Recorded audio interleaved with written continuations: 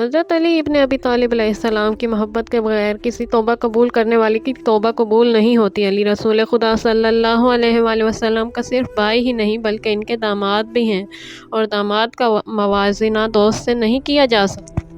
بسم اللہ الرحمن الرحیم۔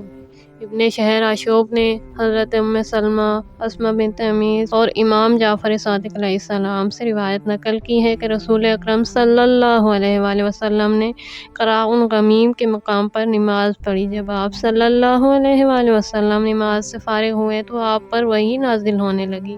اتنے میں حضرت علی علیہ السلام آئے۔ انہوں نے آپ صلی اللہ علیہ وآلہ وسلم کی حالت وحی کو ملاحظہ کیا تو انہوں نے آپ صلی اللہ علیہ وآلہ وسلم کی پشت کو سہارا دیا اور غروب آفتاب تک وحی کا سلسلہ جاری رہا اور قرآن مجید اترتا رہا۔ جب وحی مکمل ہو گئی تو رسول خدا صلی اللہ علیہ وآلہ وسلم نے فرمایا، علی کیا تم نے عصر کی نماز پڑھی؟ حضرت علی علیہ السلام نے عرض کیا، نہیں یا رسول اللہ صلی اللہ علیہ وآلہ وسلم، میں نے آپ کو سہارا دیا ہوا تھا۔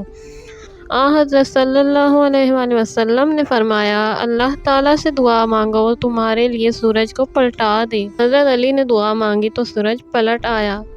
ابو جعفر طحاوی لکھتے ہیں، نبی اکرم صلی اللہ علیہ وآلہ وسلم نے دعا مانگی، پروردگار، علی تیری اور تیرے رسول کی اطاعت میں مصروف رہا، اس کے لیے سورج پلٹا دے۔ حضرت کی دعا قبول ہوئی اور سورج پلٹ آیا۔ حضرت علی علیہ السلام نے نماز عصر ادا کی۔ جب وہ نماز سے فارغ ہوئے تو سورج فوراً ڈوب گیا اور ستارے نکل آئے۔ اسماء بنت امیس سے روایت ہے کہ انہوں نے کہا، جب سورج غروب ہوا تو ہمیں یوں آواز سنائی دی جیسے لکڑی کو آرے میں چیرا جا رہا ہو، اور سورج پلٹنے کا واقعہ جنگ خیبر کے موقع پر مقام صحبہ میں پیش آیا۔ روایت میں مذکور ہے کہ حضرت علی علیہ السلام نے اشارے سے نماز ادا کی تھی، اور جب سورج پلٹ آیا تو آپ نے بحکم رسول صلی اللہ علیہ وآلہ وسلم کے تحت نماز کا اعادہ کیا۔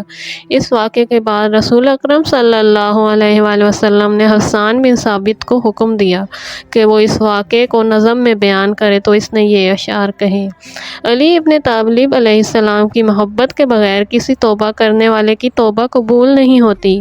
علی رسول خدا صلی اللہ علیہ وآلہ وسلم کے صرف بھائی ہی نہیں بلکہ ان کا داماد بھی ہے، اور داماد کا موازنہ دوست سے نہیں کیا جا سکتا۔ لوگوں، علی جیسا کون ہو سکتا ہے جس کے لیے ڈوبا ہوا سورج پلٹ آیا؟